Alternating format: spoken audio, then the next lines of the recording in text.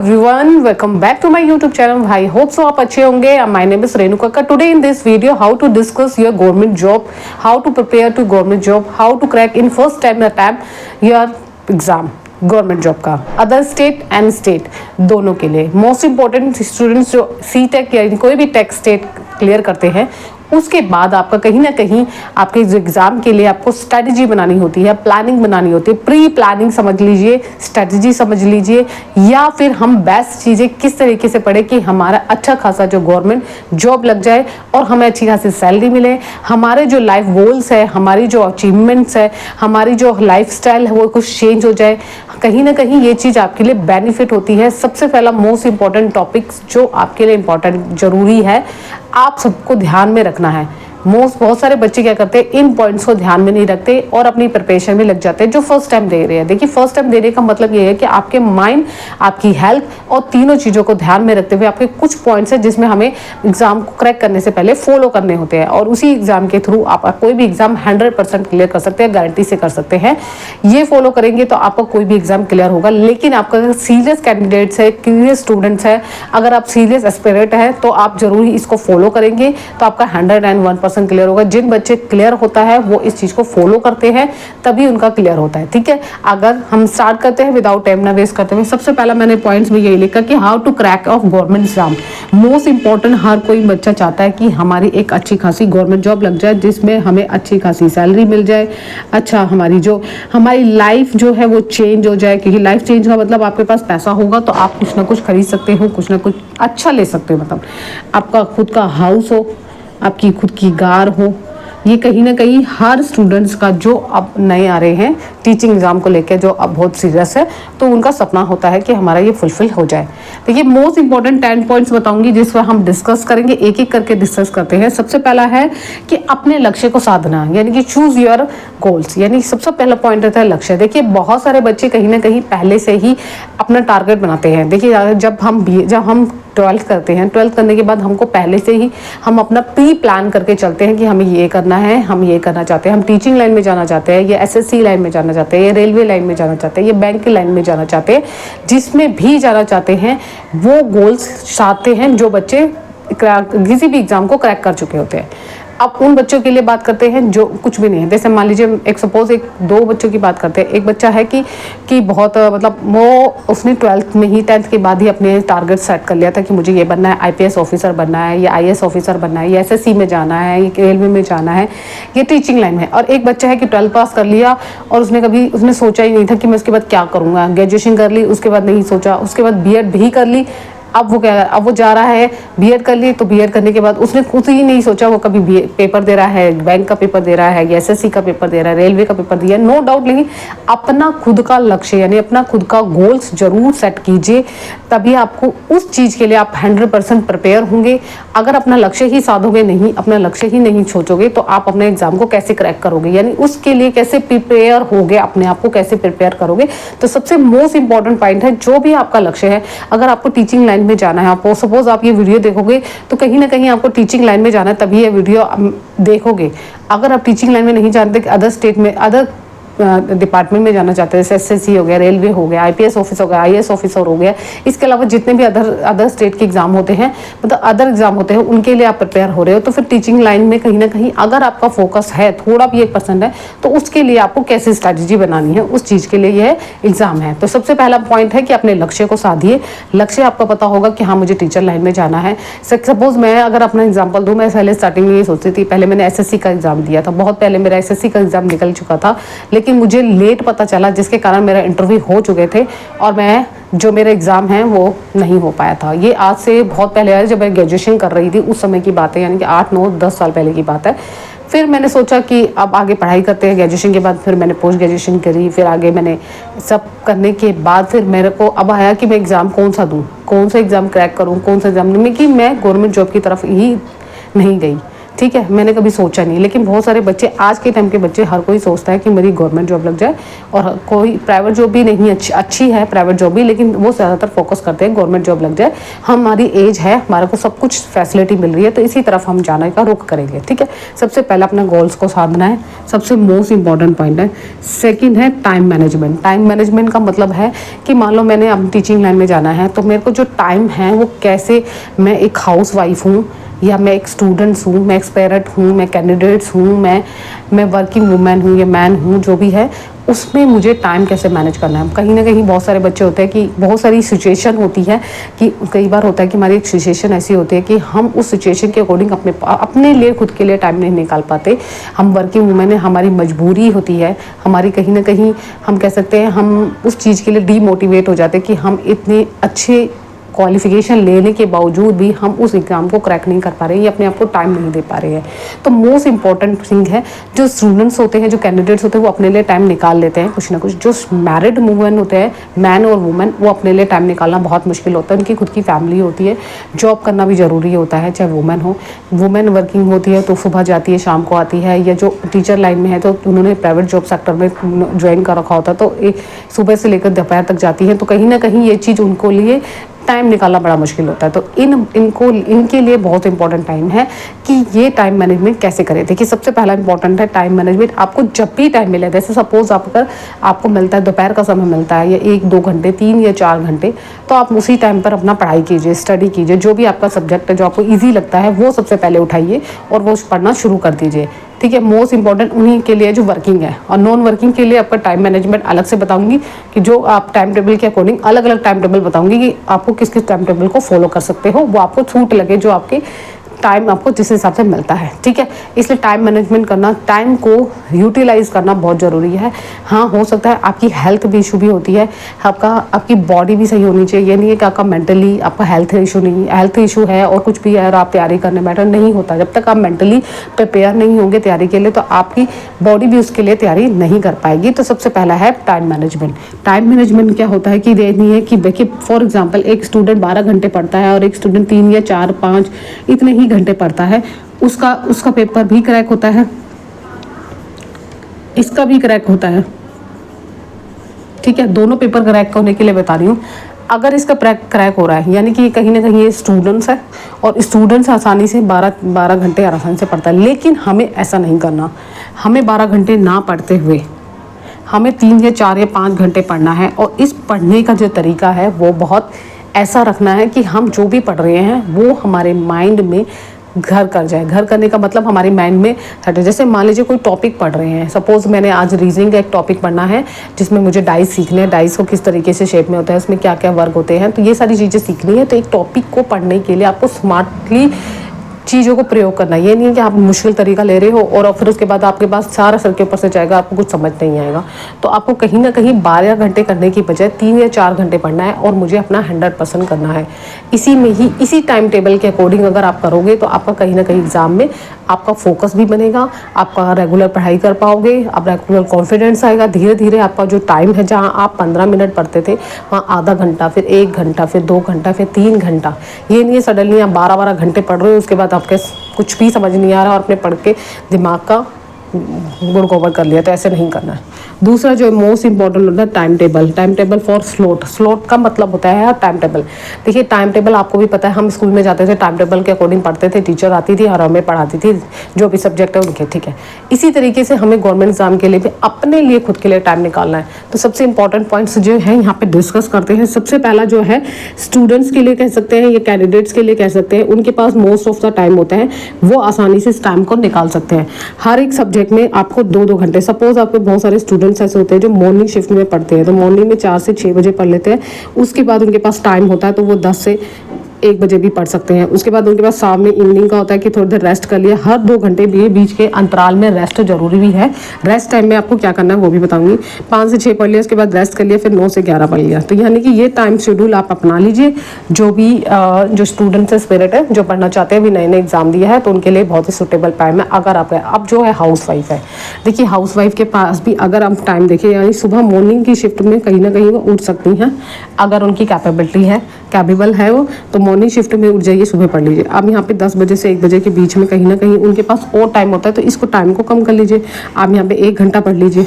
ज़रूरी नहीं है कि आपको 2 घंटे ही पढ़ना है, अपना शेड्यूल बना लीजिए, एक घंटे पढ़ लीजिए। यहाँ पे भी 1 घंटा कर दीजिए, क्योंकि खुद को भी राइज देना है, तो यार 4 से 5 कर लीजिए, ठीक है। यहाँ पे आपने 9 से 11 बोला है, यहाँ पे आप इस टाइम को आपको थोड़ा सा और बढ़ा के 10 से 11 बजे कर लीजिए। उसके बाद मॉर्निंग शिफ्ट होती है तो सो जाइए। टाइम के शेड्यूल के साथ साथ आपकी बॉडी को भी, अपने आप को भी रिलैक्स करना है। अगर आपकी बॉडी रिलैक्स नहीं करेगी, आपका माइंड रिलैक्स नहीं करेगा, तो आप कहीं ना कहीं इस चीज़ के लिए प्रिपेयर नहीं हो पाएंगे, ठीक है। इस तरीके से मैनेज करेंगे आप टाइम को, तो आप आसानी से भी कोई भी टाइम टेबल को सुधर। ये नहीं है कि आपने 3 घंटे यहाँ पढ़ लिया, फिर यहाँ पढ़ा ही नहीं इतने बजे के बीच में, फिर 2 घंटे पढ़ लिया, फिर 3 घंटे पढ़ लिया, फिर 4 घंटे पढ़ लिया। ऐसा नहीं करना। टाइम अगर 15 मिनट पढ़ रहे हो या 1 घंटा पढ़ रहे हो या आधा घंटा पढ़ रहे हो, तो सभी टाइम टेबल में आधा आधा घंटे के लिए सब्जेक्ट चूज़ करने हैं। सब्जेक्ट मतलब जो भी आपके सब्जेक्ट है जिसको आप इजीली तरीके से पढ़ सकते हो। अब मैंने सुबह उठी, मैं मॉर्निंग में उठी और मैंने उठा लिया मैथ्स, जो मुझे लगता है कि बहुत सारे बच्चे ऐसे करते हैं कि मैं तो मुश्किल है, मैं कैसे करूँगी, तो वो लिख के बैठ गए। एक सवाल अगर नहीं निकलेगा ना, तो आप उसके लिए पूरा दिन परेशान रहेंगे और वो सवाल में अटके ही रहेंगे। तो इस वजह से आपका सारा टाइम खराब हो जाता है। सबसे पहला मोस्ट इंपॉर्टेंट है कि 4 से अगर 6 बजे जो भी ईजी सब्जेक्ट है, जो भी आप आसानी से पढ़ सकते हैं, इंटरेस्ट है, आपकी रुचि है, तो आप उस सब्जेक्ट को उठाइए और उस सब्जेक्ट को पढ़ना शुरू कर दीजिए, ठीक है। ये सब्जेक्ट पढ़ने के बाद आपको सारा टाइम आपका मैनेज भी हो जाएगा, आपको ईजिली हो जाएगा। जहाँ आप 2 घंटे की बात कर रहे हो, वहाँ 1 घंटा पढ़िए, आधा घंटा पढ़िए, लेकिन सिंसियर पढ़िए। और उसको पढ़ने के बाद, उसके बाद भी आपको क्या करना है वो भी मैं बताती हूँ, ठीक है। ये टॉपिक हमारा क्लियर हो गया कि टाइम मैनेजमेंट कैसे करते हैं। हाउसवाइफ के लिए बता दिया, स्टूडेंट्स के लिए बता दिया, और नॉर्मल वर्किंग डे के लिए अगर मैं बात करूँ तो उनके पास शाम का टाइम होता है। तो उनके शाम के टाइम में अगर वो 1 घंटा भी वेट करती है, तो 5 से 7 बजे के बीच में पढ़ लेंगी। उसके बाद 1 घंटा रेस्ट कर लेंगी।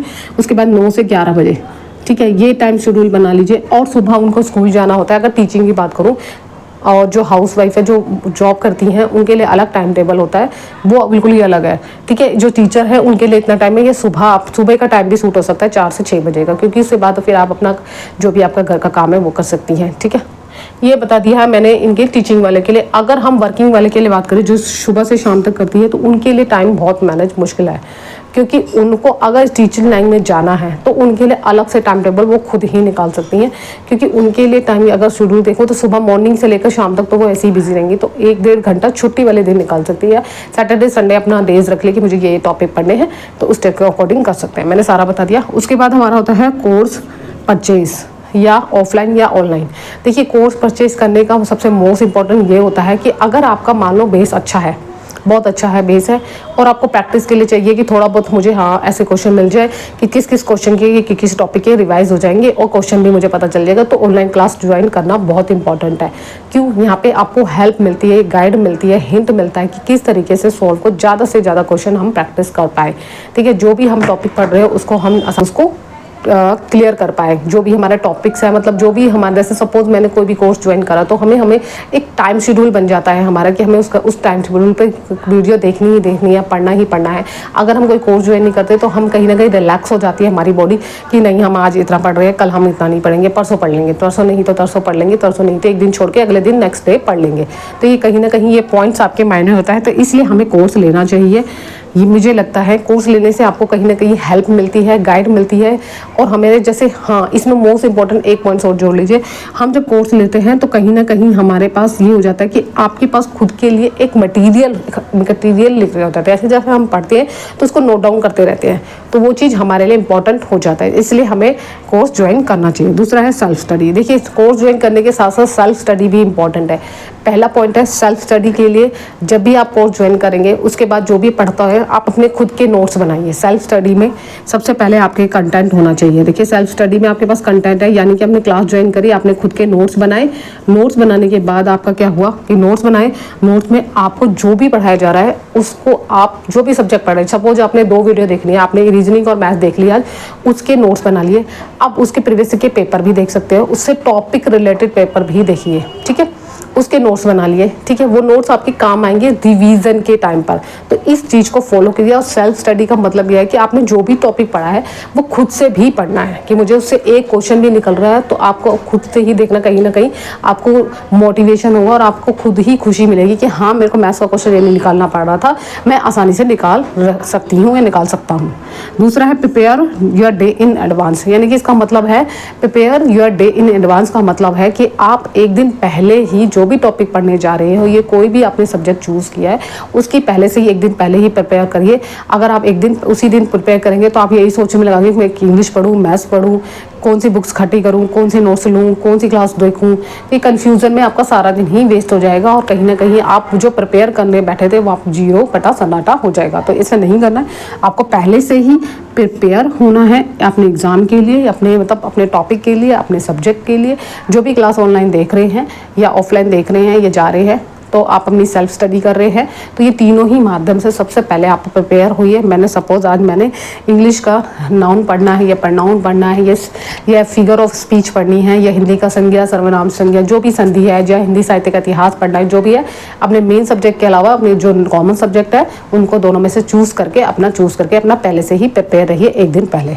अगला टॉपिक है सिलेबस। देखिए, सबसे इंपॉर्टेंट पॉइंट तो सिलेबस ही होता है। जैसे मान लो मैं सपोज आपको DT+B की बात करती हूँ, DT+B में आपको क्या करना है, कोई भी सिलेबस ले लीजिए, BPSC ट्रायल 4.0 की ले लीजिए, 5.0 की ले लीजिए, ये केंद्र विद्यालय, आपको पास ऑलमोस्ट सिलेबस होता है। उस सिलेबस को अपने सामने रखिए, उसमें टॉपिक्स वाइज दिए होते हैं, उस टॉपिक्स को चूज़ कीजिए कि मुझे आज टॉपिक ये वाला पढ़ना है, हिंदी का ये पढ़ना है, इंग्लिश का ये पढ़ना है, मैथ्स का ये पढ़ना है, ये रीजनिंग का ये है। चूज़ कर लीजिए जो भी सब्जेक्ट आपको ईजिली लगे, उसको चूज़ करके आपने 2 चूज़ कर लिए सब्जेक्ट, मैंने हिंदी चूज़ कर लिया और एक रीजनिंग चूज़ कर लिया। नेक्स्ट डे के लिए एक मैथ्स चूज़ कर लीजिए। 2-2 दिन के स्लॉट, 2-2 दिन की प्रिपरेशन बनाइए। आज मैंने हिंदी पढ़ा है, इंग्लिश और एक मेन सब्जेक्ट। मैंने सपोज आज मैथ्स पढ़ लिया, एक इजी रखिए और एक थोड़ा सा टफ। जैसे मैंने हिंदी पढ़ा तो हिंदी के साथ मैथ्स ले लिया, रीजनिंग पढ़ा तो इंग्लिश उसके साथ इंग्लिश, फिर एक सब्जेक्ट लीजिए मेन सब्जेक्ट के साथ भी। आपको क्या करना है, जैसे मैंने वेडनेसडे को बनाया, अगर मैंने 2 घंटे ये पढ़ा इंग्लिश, 1 घंटे इंग्लिश पढ़ा, 1 घंटे मैथ्स पढ़ा है, अगले दिन के लिए फिर शाम को आपको मेन सब्जेक्ट के साथ एक टॉपिक करना है, जैसे जीके और मेन सब्जेक्ट एक साथ रख के 1-1 घंटे में पढ़िए। जो भी टॉपिक ले रहे हैं उसमें चूज़ किए मैंने आज ये टॉपिक पढ़ना है, इसका पूरा कवर करना है। फिर 1 वीक में जब आप पढ़ लोगे तो 1 वीक में जब आप सैटरडे संडे देखोगे, संडे आपको क्या बनाना है, अपने रिवीजन पॉइंट्स बनाने हैं कि मैंने जो पढ़ा मैं एक बार रिवाइज कर लूँ, या फिर मैं साथ साथ जो पढ़ रहा हूँ उसको एक बार रिवाइज करता जाऊँ। वहीं पर देख लीजिए क्वेश्चन, बैठे बैठे वहाँ पे लिखिए और रिवीजन कीजिए। 5 से 7 मिनट से ज़्यादा नहीं लगेगा रिवाइज करने में। मैथ्स की कैलकुलेशन में आपको पता होगा, फार्मूले अपने माइंड में एक टाइम टेबल एक नोट में रखिए। मैंने आज एक टॉपिक का फार्मूला किया तो इसका फार्मूला लिख लीजिए टिप्स के साथ, और यहाँ पे लिखिए ये फार्मूला है A+B B स्क्वायर का फार्मूला होता है A² + B² + 2AB। तो ये ऐसे फार्मूले जो भी आपके टॉपिक कर रहे हो उसके रिलेटेड जो भी फार्मूले हैं उसको नोट डाउन करिए अलग से शीट में, ताकि वो रिवीजन के टाइम में आपकी हेल्प करे कि हाँ मैंने ये इस टॉपिक से पढ़ा। तो वो अपने आप ही माइंड में क्या होता है कि हमारी चीज़ें ना, अगर हम बार बार चीज़ों को रिकॉल करते हैं, बार बार चीज़ों को पढ़ते हैं, तो कहीं ना कहीं वो हमारे दिमाग में घर कर जाती है। ठीक है, ये मोस्ट इंपॉर्टेंट है सिलेबस। उसके बाद है रिवीजन मैंने आपको अभी इसी में ही बता दिया कि रिवीजन पॉइंट ये है कि आपने जो भी पढ़ा है उसको साथ से साथ रिवाइज कीजिए। अगर आप ढेर सारा पढ़ते जाओगे, बाद में आपका दिमाग इतना परेशान हो जाएगा कि आपको सब भूल जाएगा कि मैंने उसमें से असहयोग आंदोलन तो मैंने उसमें से भी पढ़ा था, उसमें ब्रिटिश सरकार के बारे में बता रहे थे, फिर मैंने ज्योग्राफी पढ़ लिया, सौरमंडल पढ़ लिया, तो वो सारा आपका बिल्कुल ही माइंड क्या हो जाएगा, बिल्कुल ब्लास्ट हो जाएगा। ऐसा लगेगा कि बस सब कुछ पढ़ लिया, लेकिन मुझे कुछ अभी तक आज जब क्वेश्चन करने बैठोगे तो 0/0 समझ में आएगा नहीं। तो इसलिए आपने पहले ही मोस्ट इंपॉर्टेंट पॉइंट है साथ के साथ रिवीजन करना। ठीक है, उसके बाद हमारा 9th पॉइंट है मॉक टेस्ट। जब हमने बहुत सारे टॉपिक्स कर लिए, फिर हम देखते हैं कि कहीं ना कहीं हम मॉक टेस्ट उसी टॉपिक, ये नहीं है कि पूरा पेपर उठा के ले लिया और अभी तो मैंने आज एक ही टॉपिक करा, उसके बाद हमने सारा पेपर देखा तो मेरा तो 10 नंबर आ रहे हैं, 12 नंबर आ रहे हैं, 24 नंबर आ रहे हैं। बस भाई आपने खुद भी तो सोचो, आपने जो पढ़ा है उसी में से तो हम क्वेश्चन सॉल्व कर पाओगे। आपको क्या करना है, जो पेपर में आपने रिविजन करी है, जो उससे पहले आपने पढ़ा है, उसी के ही आप अपने एप्लीकेशन से देख लीजिए। बहुत सारी बुक्स आती है मार्केट में अवेलेबल होती है, बुक्स ले लीजिए, या आपकी ऑनलाइन टॉपिक्स होते हैं बहुत सारे, हमारे यूट्यूब चैनल पे भी है, बहुत सारी एप्लीकेशन भी है, उसको डाउनलोड कर लीजिए। वहाँ पे प्रैक्टिस क्वेश्चन आएंगे, या NCERT बुक्स ले लीजिए, उस पर प्रैक्टिस क्वेश्चन आते हैं। अगर अदर स्टेट की दे रहे हो तो SCERT बुक्स लीजिए, उस पर प्रैक्टिस क्वेश्चन कीजिए, जितने हो सकते हैं उस टॉपिक से रिलेटेड ढूंढिए। और ऑनलाइन तो अब तो सब कुछ मिल जाता है, ऐसा कुछ भी नहीं है कि नहीं मिलता, तो ये चीज़ कीजिए। लास्ट और लीस्ट PQY का मतलब है previous year question paper. Don't ignore नहीं करना है। उसको बहुत ही इम्पोर्टेंट रखना है, सबसे टॉप पर रखना है। क्यों? क्योंकि हमें पता चलता है कि एग्जामर किस तरीके से आपसे क्वेश्चन पूछ रहा है, किस टाइप के क्वेश्चन पूछ रहा है, किस पैटर्न से पूछ रहा है, वो इम्पॉर्टेंट होता है। तो इसको इग्नोर नहीं करना है। बहुत बच्चे सीधा पेपर देने चले जाते हैं। यहाँ पर क्या सबसे ज़्यादा इंपॉर्टेंट है, आपका टाइम मैनेजमेंट हो रहा है, आपकी स्पीड बढ़ रही है, आपके क्वेश्चन करने में माइंड में कैलकुलेशन होती है। आप रिटर्न वर्क से ज़्यादा माइंड में अगर जब चीज़ें सीखते हो ना कि हाँ इसका फार्मूला ये है, तो आप उस समय हम सीधा फार्मूला लगाया, आंसर किया, टिक। तो ये चीज़ आपकी बहुत है। प्रैक्टिस मोर इसके साथ जोड़ लेना कि जितनी प्रैक्टिस करोगे उतने ही आपके मार्क्स जो है 100% अच्छे होंगे, चाहे वो किसी भी सब्जेक्ट में, मैथ्स में हो, रीजनिंग में हो, एसएसटी में हो, साइंस में हो, या हिंदी में हो, या जीके में हो। मोर प्रैक्टिस का मतलब मैं इसलिए कह रही हूँ कि बार बार हम क्वेश्चन को पढ़ते हैं, बार बार हमें पता चलता है कि इस सन में ये हुआ था, उस सन में ये हुआ था, इस सौरमंडल में ये हुआ था, और सरकार ने कितनी सूचियाँ बनाई हैं, या कौन कौन से आर्टिकल बनाए हैं। तो ये कहीं ना कहीं हमें रिकॉल करता है। ये कौन सा सन आता है, विश्व जल दिवस के बाद आता है। तो ये सारी चीज़ें आपको रिवाइज करोगे, खुद के नोट्स बनाओगे, 100% आपका गवर्नमेंट जॉब निकलेगी। अगर आप इस स्ट्रैटेजी के साथ अपनाओगे तो आपका हर एक पॉइंट्स को फॉलो करना है। लेकिन ये नहीं है कि आपने एक दिन फॉलो कर लिया, अगले दिन नहीं फॉलो किया तो आपका जो भी आपने किया वो सब बेकार हो जाएगा। तो आपको ऐसे नहीं करना। सबसे ज़्यादा इंपॉर्टेंट पॉइंट है कि आपको जो भी एग्जाम में करना है अपनी इसी स्ट्रैटेजी को बनाना है। मुझे ये फॉलो करना है, मुझे रेगुलर फॉलो करना है। और दूसरी चीज़ सॉरी टू से, दूसरी चीज़ मोस्ट इम्पॉर्टेंट जो है, जो भी कर रही हो अपने तक रखना है। मतलब अपने तक का मतलब है कि आपने अपने आप के लिए, ये कहते हैं ना कि सबसे पहले अपने लिए जीना सीखो। दूसरे तो आपको सिर्फ कहेंगे हाँ ये तो ऐसी है, इसकी तो जॉब लगेगी नहीं, तैयारियां करता रहता है, 3 साल हो गए। तो ऐसा नहीं सोचना है। आपके साथ कुछ भी हो, दूसरों की नेगेटिव पॉइंट्स को दूर रखना है, नेगेटिविटी बातों को दूर रखना है, नेगेटिव पॉइंट्स को दूर रखना है। आपका 100% है। और इस टिप के साथ आपका सीटेक एग्ज़ाम, चाहे सीटेक एग्ज़ाम हो, सपोज आपका सीटेक एग्ज़ाम हो, ये झारखंड टेक हो, ये कोई भी गवर्नमेंट एग्जाम, जैसे मैंने यहाँ पे लिखा BPSC 4, AVS, केंद्रीय विद्यालय NVS, इसी स्ट्रैटेजी के अपना कर करेंगे तो 101% होगा। अगर इस वीडियो में आपको जरा सा भी हेल्पफुल लगे तो ज़्यादा से ज़्यादा उन बच्चों के लिए शेयर कीजिए जो इस तरीके के सीरियस स्टूडेंट्स हैं, उनको शेयर कीजिए, लाइक करिए, सब्सक्राइब करना ना भूलिए। और नेक्स्ट वीडियो आप किस में चाहते हो, कि आप किसी टॉपिक पे चाहते हो, या मैथ्स पे चाहते हो, या रीजनिंग पे चाहते हो, या हिंदी पे चाहते हो, तो मुझे कमेंट्स बॉक्स में कमेंट्स कीजिए। और सिर्फ मैं चाहती हूँ कि मुझे सिर्फ एक लाइक चाहिए, ताकि मुझे मोटिवेशन मिल सके और मैं ज़्यादा से ज़्यादा आपकी हेल्प करूँ, आपको गाइड करूँ, और जितना हो सके टिप्स एंड ट्रिक्स के साथ आपको गाइड करते हैं। Thank you so much.